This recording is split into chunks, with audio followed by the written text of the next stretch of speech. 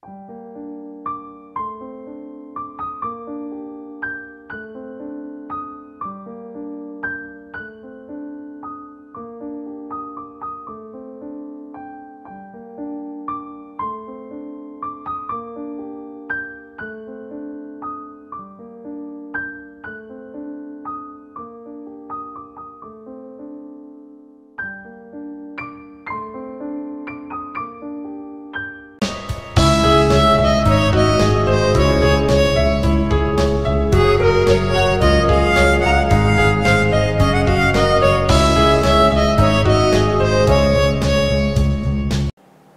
Friends, welcome to Harish academy online classes.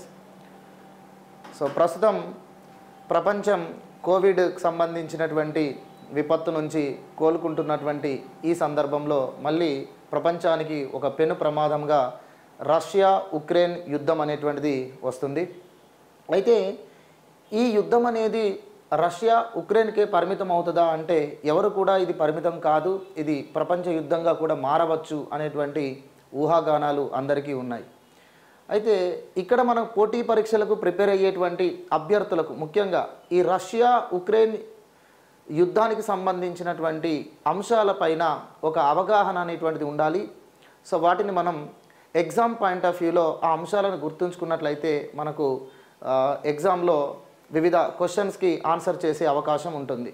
దానితో పాటుగా ఈ అంతర్జాతీయ వ్యవహారాల దానికి సంబంధించిన దానిపైన కూడా ఒక మంచి అవగాహన అనేటువంటిది మనకు ఏర్పడుతుంది. సో ఇక్కడ చూడండి, రష్యా ఉక్రెయిన్ అనేటువంటి ఈ దేశాలు అనేటువంటివి ఒకప్పుడు యుఎస్ఎస్ఆర్కి సంబంధించినటువంటి republics. Union of Soviet socialist republics అని చెప్పేసి మనకు కొన్ని రిపబ్లిక్స్గా కొన్ని గణతంత్ర రాజ్యాల కూటమిగా యుఎస్ఎస్ఆర్ అనేది 1917లో ఏర్పడింది. ఇందులో ఉన్నటువంటి రిపబ్లిక్స్ అన్నీ కూడా ఈ సోషలిస్టు విధానాలు అనేటువంటివి పాటించేటువంటివి. అయితే యూరప్ ఖండంలోని ఇవి తూర్పు యూరప్ దేశాలు, ఇవన్నీ కూడా యూరప్ ఖండంలో ఈ యుఎస్ఎస్ఆర్ అనేటువంటివి తూర్పు యూరప్ దేశాలు. ఇక మనకు పశ్చిమ యూరప్ దేశాలు అనేటువంటివి అది ఒక యూనియన్ కలిగి ఉన్నాయి. ఆ యూనియనే European union. So western Europe countries European యూనియన్గా ఉన్నాయి. ఇవి ఒక 27 దేశాలు, ఒక 27 దేశాలు యూరోపియన్ యూనియన్గా ఉన్నాయి, వెస్టర్న్ యూరప్ కంట్రీస్. అయితే ఈస్టర్న్ యూరప్ కంట్రీస్ అయినటువంటి యుఎస్ఎస్ఆర్ అనేటువంటిది మనకు 1991 వరకు అది కొనసాగిందండి. 1991 వరకు కొనసాగింది. ఇందులో మనకు రెండవ ప్రపంచ యుద్ధం ముగిసిన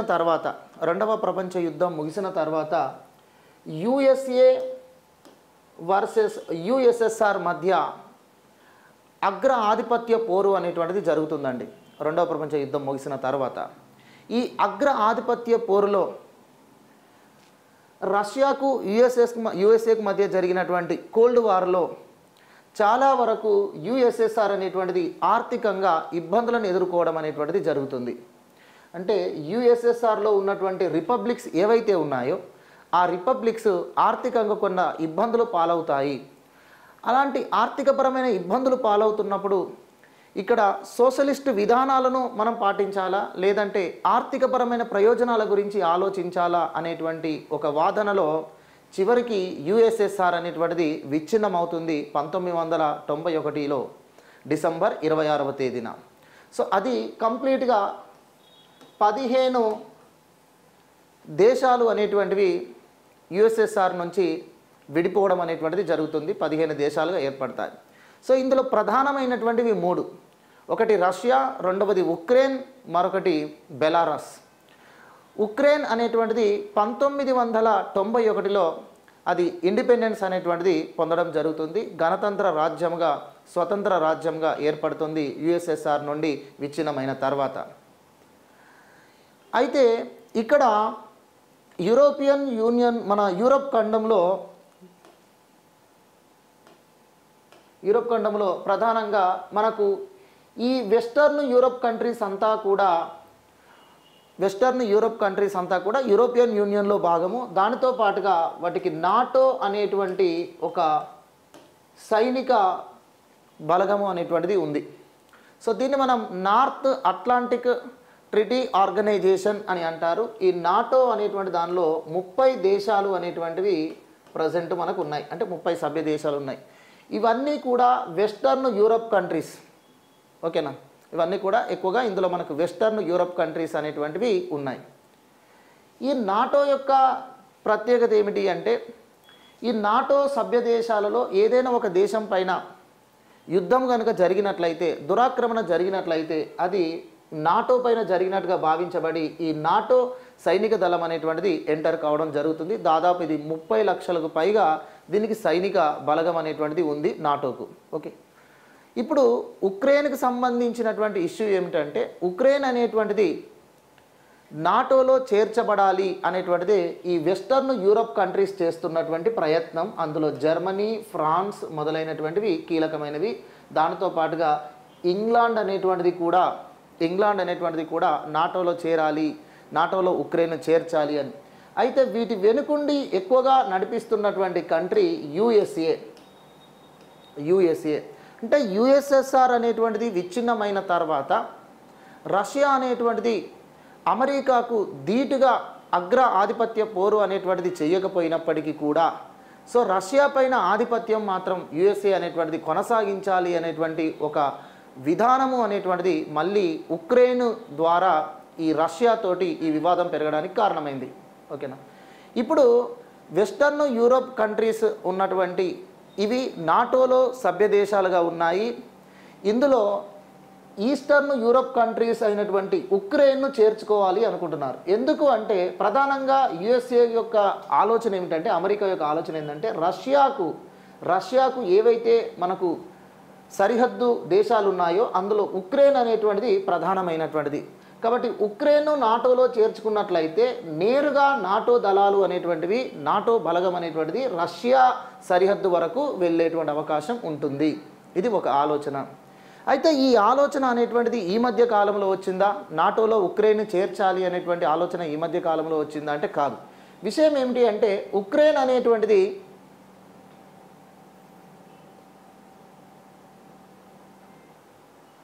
ఉక్రెయిన్ అనేటువంటిది 1991లో ఇండిపెండెన్స్ పొందిన తర్వాత ఇప్పటికి మనకు 6 అధ్యక్షులు రావడం జరిగింది.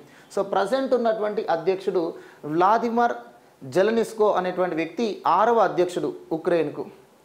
సో ఇక్కడ ఉక్రెయిన్ అనేటువంటిది స్వాతంత్ర్యం పొందిన తర్వాత 2010 సంవత్సరంలో ఒక క్రైసిస్ని ఎదుర్కొంది. అది ఆర్థిక సంక్షోభం. ఈ ఆర్థిక సంక్షోభం సమయంలో విక్టర్ యాంగ్విచ్కో అనేటువంటి వ్యక్తి అధ్యక్షుడిగా ఉన్నాడు.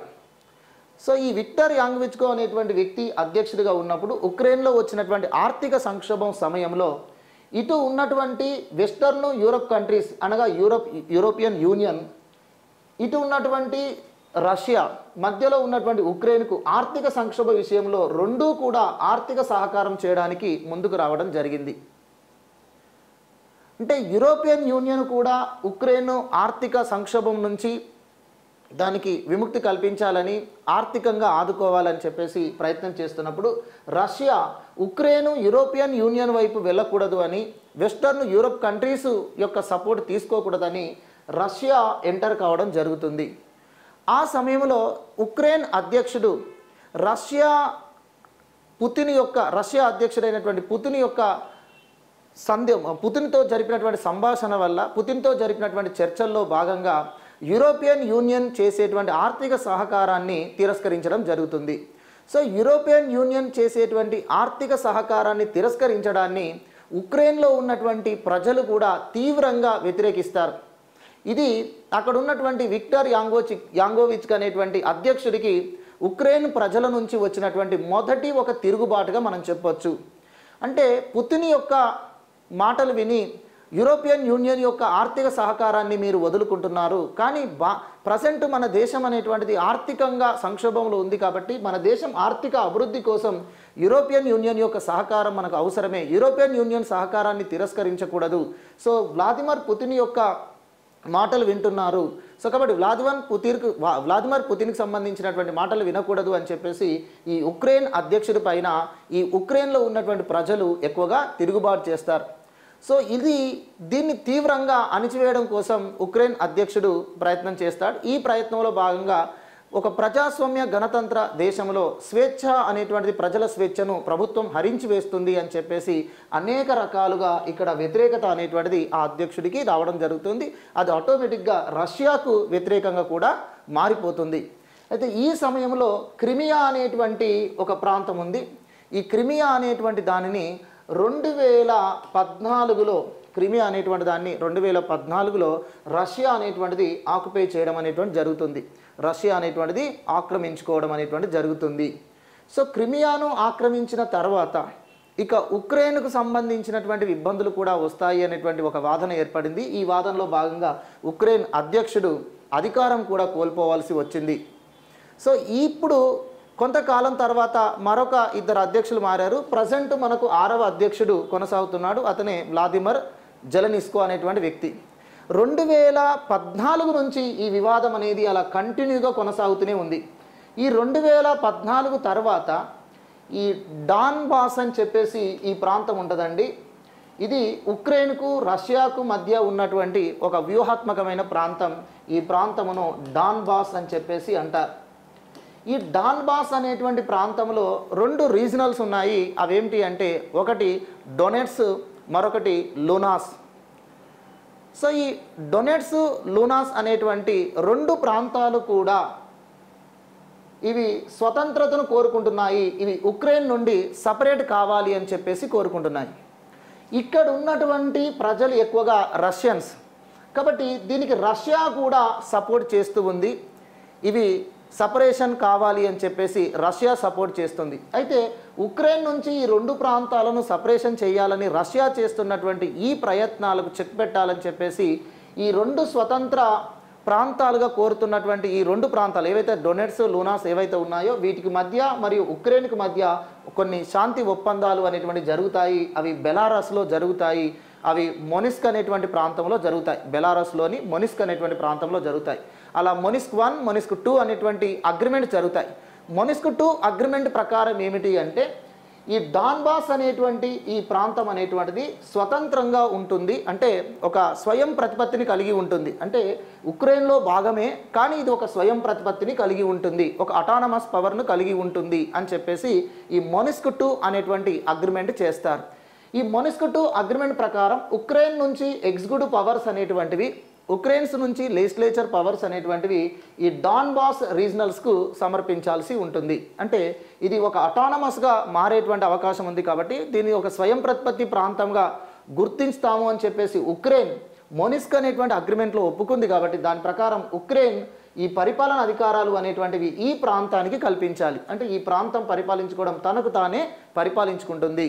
ఓకే, డాన్బాస్ అనేది ఉక్రెయిన్లో భాగంగానే ఉంటూ ఒక స్వయం ప్రతిపత్తి ప్రాంతంగా కొనసాగాలి అనేటువంటిది ఆ ఒప్పందానికి ఉక్రెయిన్ అంగీకరించింది. కానీ ఇప్పటి వరకు ఉక్రెయిన్ ఎలాంటి అధికారాలు స్వయం ప్రతిపత్తిగా ఉండాల్సినటువంటి స్వయం ప్రతిపత్తికి కావలసినటువంటి ఎలాంటి అధికారాలు ఉక్రెయిన్ గవర్నమెంట్ అనేది డాన్బాస్కు బదిలీ చేయలేదు.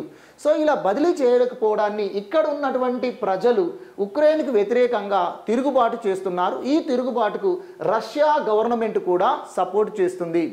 రష్యా గవర్నమెంట్ అనేటువంటిది కూడా సపోర్ట్ చేస్తుంది.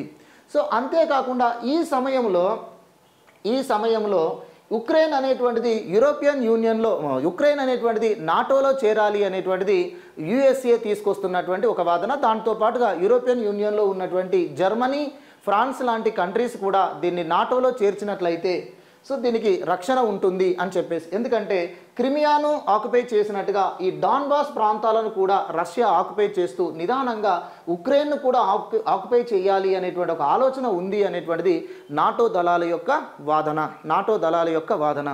అయితే ఈ సమయంలో ఉక్రెయిన్ అధ్యక్షుడు ఒక సందిగ్ధంలో పడిపోయి సో నాటో దళలో చేరడానికి పూర్తిగా ఆమోదం మాత్రం తెలపలేదు. కానీ నాటోలో చేరుతారేమో అనేటువంటి ఒక అనుమానాలు మాత్రం రష్యా ప్రభుత్వానికి రావడం జరిగింది. అయితే ఇప్పటి వరకు యుఎస్ఎస్ఆర్ విచ్ఛిన్నమైన తర్వాత ఏవైతే 15 దేశాలుగా స్వతంత్రంగా వేరైపోయినాయో ఈ 15 దేశాలలో ఇప్పటి వరకు నాటోలో ఏవీ చేరలేదా అంటే తూర్పు యూరోప్ కంట్రీస్ అయినటువంటి యుఎస్ఎస్ఆర్ గ్రూప్లో ఉన్నటువంటి ఒకప్పటి దేశాలు అనేటువంటివి నాటోలో చేరలేదా అంటే చేరినాయి. నాటోలో మనకు 3 దేశాలు చేరినాయి. కానీ ఆ 3 దేశాలు అనేటువంటివి రష్యాకు అంత వ్యూహాత్మకమైనటువంటివి కాదు. ఈ ఉక్రెయిన్ మాత్రం నాటోలో చేరితే ఇది రష్యాకు రక్షణపరమైన ఇబ్బందులు. ఎందుకంటే నాటో దళాలు రష్యా యొక్క బార్డర్ వైపు రావచ్చు. ఎందుకంటే రష్యాకు మీరు ఇక్కడ చూస్తే రష్యాకు ఎక్కువగా బార్డర్ అనేటువంటిది మనకు ఉక్రెయిన్ ఉంది. అందుకని క్రిమియా బార్డర్గా కూడా వచ్చే అవకాశం ఉందనేది క్రిమియాను రష్యా ఆక్యుపై చేసింది. ఇప్పుడు ఈ ప్రాంతంలోకి నాటో వచ్చినట్లయితే, నాటో దళాలు వచ్చినట్లయితే ఇక రష్యా పూర్తి ఎక్కువ సరిహద్దుకు నాటో దళాలు అనేటువంటివి వచ్చినట్టు అవుతుంది. కాబట్టి అది రష్యాకు రక్షణపరమైనటువంటి ఇబ్బందులు అని చెప్పేసి రష్యన్ గవర్నమెంట్ అనేటువంటిది ఆలోచిస్తుంది. అయితే ఇక్కడ అమెరికా ఇన్వాల్వ్మెంట్ వల్ల ఇతర ప్రయత్నాల వల్ల చివరికి ఏమైపోయిందంటే ఉక్రెయిన్ అనేటువంటిది నాటోలో చేరబోతుంది అని చెప్పేసి ఒక అనుమానం అనేటువంటిది రష్యా గవర్నమెంట్కి ఎక్కువైపోయి ఈ ప్రాంతాలను ఒక అవకాశంగా తీసుకొని ఈ ప్రాంతాలలోకి సైన్యమును దింపడం జరిగింది. అంటే స్వయం ప్రతిపత్తి కోరుతున్నటువంటి డాన్బాస్కు ఇప్పటికీ ఉక్రెయిన్ అనేటువంటిది మానిస్క్ II అగ్రిమెంట్ ప్రకారం ఎలాంటి అధికారాలు ఇవ్వలేదు. కాబట్టి సో ఈ ప్రాంత ప్రజలు స్వతంత్రతను అక్కడ ఉన్నటువంటి వాళ్ళు స్వయం ప్రతిపత్తిని కోరుతున్నారు, సపరేట్ కావాలని కోరుతున్నారు. కాబట్టి వాళ్ళకు సపోర్టుగా అని చెప్పేసి రష్యా సైనిక బలగాలు అనేటువంటివి ఇందులోకి రావడం జరిగింది. ఎప్పుడైతే రష్యా సైనిక బలగాలు తమ దేశంలో భాగమైనటువంటి డాన్బాస్ ప్రాంతంలోకి వచ్చిందో తనపై రష్యా అటాక్ చేయడానికి వచ్చింది అని చెప్పేసి మనకు ఫిబ్రవరి 16వ తేదీనే మనకు ఈ ఉక్రెయిన్ గవర్నమెంట్ అనేటువంటిది అనౌన్స్మెంట్ చేయడం అనేటువంటిది కూడా జరిగింది. అయితే ఈ అనౌన్స్మెంట్ జరగగానే ఇక అమెరికా ఎదురు చూస్తున్నటువంటి అవకాశం రానే వచ్చింది. నాటోలో చేరాలి, నాటోలో చేర్చుకోవాలి, ఉక్రెయిన్ ఆక్యుపైకి గురవుతుంది, ఉక్రెయిన్పై ఎప్పుడైనా రష్యా యుద్ధం చేయవచ్చు, సో మనం ఇన్వాల్వ్ కావాలి అనేటువంటి ఒక ప్రయత్నం ప్రారంభమైంది. అయితే అప్పటికి రష్యా ఈ సరిహద్దు మొత్తంగా కూడా ఈ బార్డర్ పరిధిలో ఉక్రెయిన్కు రష్యాకు బార్డర్ ఏదైతే ఉందో రష్యా సైనిక ఫోర్స్ను అంతా కూడా తన యొక్క సరిహద్దు ప్రాంతంలో మోహరించడం అనేది జరిగింది. అంటే ఆల్మోస్ట్ ఒక 2 దేశాల మధ్య సరిహద్దులో కొంత ఆర్మీ ఫోర్స్ అనేది ఉంటుంది. కానీ అంతకంటే ఎక్కువ, అంతకుముందు ఉన్నంత దానికంటే ఎక్కువగా ఆర్మీ ఫోర్స్ అనేటువంటిది ఇక్కడ దింపడం జరిగింది. ఇది ఉక్రెయిన్కు ఒక భయం అనేటువంటిది పట్టుకోవడం అనేది జరిగింది. సో ఇది ఇలానే కొనసాగుతుండగా 2 డేస్ బ్యాక్ ఆల్రెడీ ఈ 2 ప్రాంతాలను డాన్బాస్లో ఉన్నటువంటి లూనాస్ అదేవిధంగా డొనెట్స్ అనేటువంటి ఈ 2 ప్రాంతాలను 2 స్వతంత్ర దేశాలుగా రష్యన్ గవర్నమెంట్ గుర్తిస్తూ ఈ దేశాల యొక్క స్వతంత్రను కాపాడమే మా లక్ష్యము అని చెప్పేసి పూర్తిగా ఇక్కడ సైనిక దళమును రష్యన్ యొక్క సైనిక బలగమును మోహరిస్తూ ఇక ఉక్రెయిన్ పైన దేనికైనా సిద్ధమే అని చెప్పేసి అన్నారు. అది చివరికి ఉక్రెయిన్ పైన అటాక్కు కారణం కావడం జరిగింది. సో ఈ రకంగా ఉక్రెయిన్కు అటాక్ అనేటువంటి చేశారు. మరి క్రిమియా అనేటువంటి ప్రాంతాన్ని ఎందుకు రష్యా ఆక్యుపై చేసింది అంటే ఇక్కడ బ్లాక్ సీ అనేటువంటిది ఉంది, నల్ల సముద్రం. ఇది రష్యాకు వాణిజ్యపరమైనగా చాలా కీలకమైనది. ఎందుకంటే ఈ బ్లాక్ సీకి కింద మనకు మధ్యధరా సముద్రం ఉంటుంది, దాని తర్వాత ఎర్ర సముద్రం, దాని తర్వాత ఇండియన్ ఓషన్ అనేటువంటిది ఉంటుంది. ఇండియన్ ఓషన్తో ఈ వాణిజ్యపరమైనటువంటి సంబంధాలకు బ్లాక్ సీ అనేది చాలా కీలకం. కాబట్టి ఈ క్రిమియా అనేటువంటిది ఇంపార్టెంట్ అని రష్యా ఆక్యుపై చేయడానికి ఒక కారణం. దానితో పాటుగా ఇక్కడ నుంచి కూడా అంటే ఈ ఉక్రెయిన్ నాటో దళాల్లో చేరడం అనేటువంటిది ఉక్రెయిన్కు యూరోపియన్ యూనియన్ వాళ్ళు సపోర్ట్ చేస్తున్నారని చెప్పేసి ఈ ప్రాంతం మనం కాపాడుకోవాలని చెప్పేసి రష్యా ఆక్యుపై చేయడం అనేది జరిగింది. అయితే ఇది వాణిజ్యపరంగానో రక్షణ పరంగానో క్రిమియాను ఆక్యుపై చేయడమే ఇప్పుడు నాటోలో ఉక్రెయిన్ను చేర్చుకోవాలి అనేటువంటి బలము ఒక అమెరికాతో పాటుగా జర్మనీ, ఫ్రాన్స్ లాంటి యూరోపియన్ కంట్రీస్ చాలా బలంగా వాదన వినిపిస్తున్నాయి. ఇప్పుడు ఫైనల్గా రష్యా ఏం చెప్తుంది అంటే నాటోలో ఉక్రెయిన్ను చేర్చుకోము అని చెప్పేసి నాటో దేశాలు అనేటువంటివి ఒక క్లియరెన్స్ ఇచ్చినట్లయితే మేము యుద్ధమును విరమించుకుంటాము, మా సైనిక బలగాన్ని వెనక్కి తెచ్చుకుంటాము అనేది రష్యా ప్రభుత్వం యొక్క వాదన. అయితే ఇప్పుడు యూరోపియన్ యూనియన్ కంట్రీస్ అయినటువంటి జర్మనీ, ఫ్రాన్స్ కానీ మరియు యూకే కానీ అదేవిధంగా యుఎస్ఏ కానీ ఇవేం చెప్తున్నాయంటే ఒకవేళ మనం నాటోలో చేర్చుకోము అని చెప్పేసి, అంటే నాటోలో ఎప్పటికీ ఉక్రెయిన్ అనేది సభ్యదేశం కాదు, ఎప్పుడూ దీన్ని చేర్చుకోవడం కుదరదు అని చెప్పేసి ఒకవేళ మనం ఏదైనా క్లియరెన్స్ కనుక మనం ఇచ్చినట్లయితే వెంటనే ఉక్రెయిన్ను రష్యా ఆక్యుపై చేస్తుంది. రష్యా ఖచ్చితంగా తన మాట మీద నిలబడదు, ఉక్రెయిన్ను ఆక్యుపై చేయాలి అని చెప్పేసి పూర్తిగా నిర్ణయించుకుంది. ఎందుకంటే దానికి క్రిమియా అనేటువంటిది ఒక ఎగ్జాంపుల్. క్రిమియాను 2014లో ఆక్యుపై చేసుకుంది.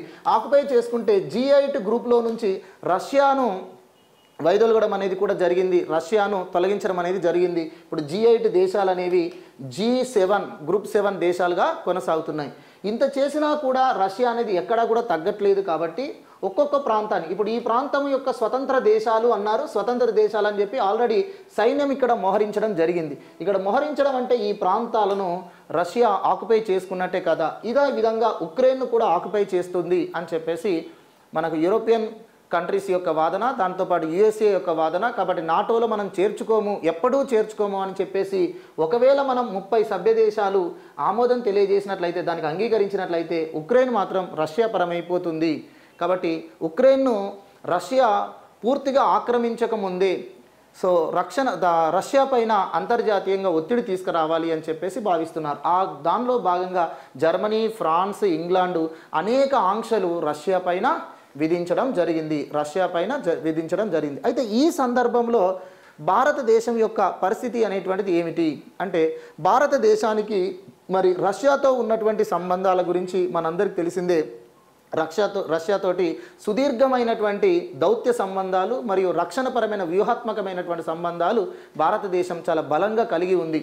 అనేక రక్షణపరమైనటువంటి ఒప్పందాలు, తర్వాత మనకు మిగ్ విమానాలు కానీ, తర్వాత సుఖోయి విమానాలు కానీ, ఇవన్నీ యుద్ధ విమానాలన్నీ కూడా మనం రష్యా నుంచి తెచ్చుకోవడం జరిగింది. దానితో పాటుగా బ్రహ్మోస్ అనేటువంటి దాన్ని కూడా మనం రష్యాతో షేర్ చేసుకోవడం అనేటువంటిది జరుగుతుంది.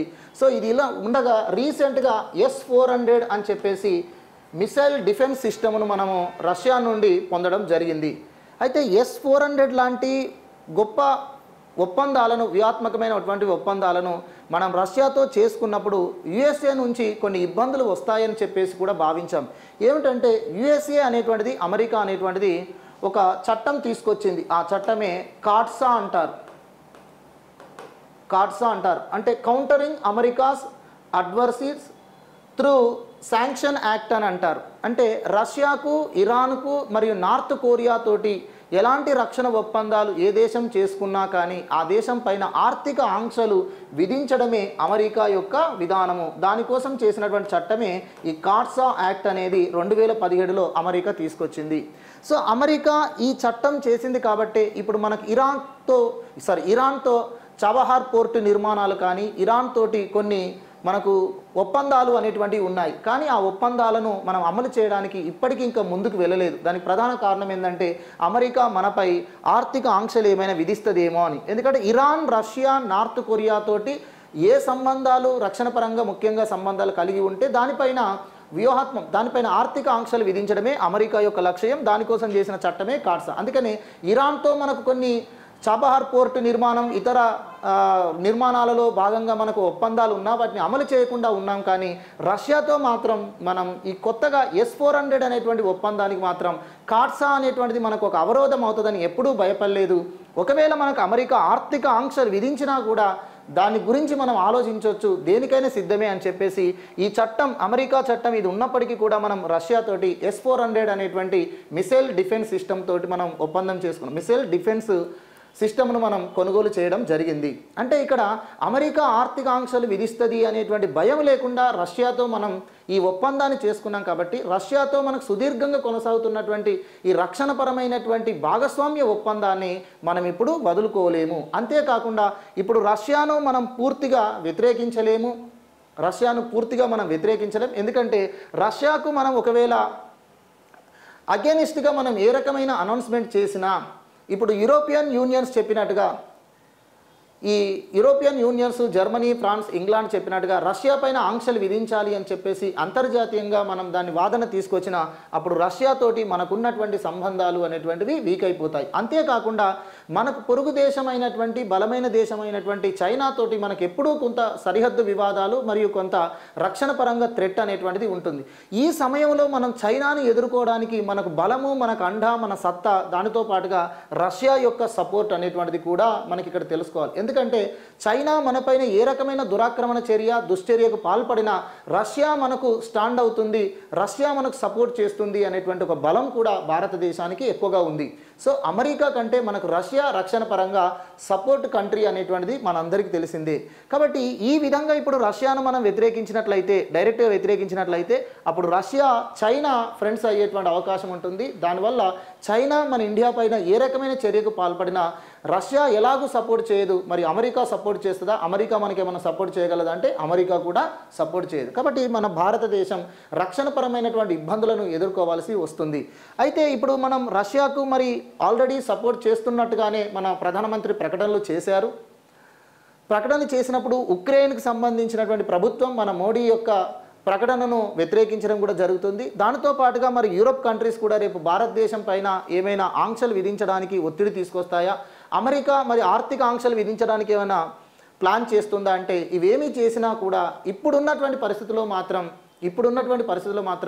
ఇంతకు మించి ఏ నిర్ణయం అనేది ప్రభుత్వం తీసుకోలేనటువంటి పరిస్థితి ఉంది. అయితే రష్యాతో పాటుగా మనకు ఉక్రెయిన్ అనేటువంటిది దేశం కూడా ఇంపార్టెంట్. ఎందుకంటే ఉక్రెయిన్ దేశంతో మనకు దాదాపుగా $2.5 బిలియన్ వాణిజ్యపరమైనటువంటి ఒప్పందం ఉంది. అంటే 20,000 కోట్ల వాణిజ్యపరమైనటువంటి ఒప్పందం అనేటువంటిది మనకు ఉక్రెయిన్తో ఉంది. సో ఉక్రెయిన్ నుంచి మన దేశం నుంచి అనేక ఫార్మా సంబంధించినటువంటివి ఎక్స్పోర్ట్స్ అనేటువంటి ఉక్రెయిన్కి అవుతూ ఉన్నాయి.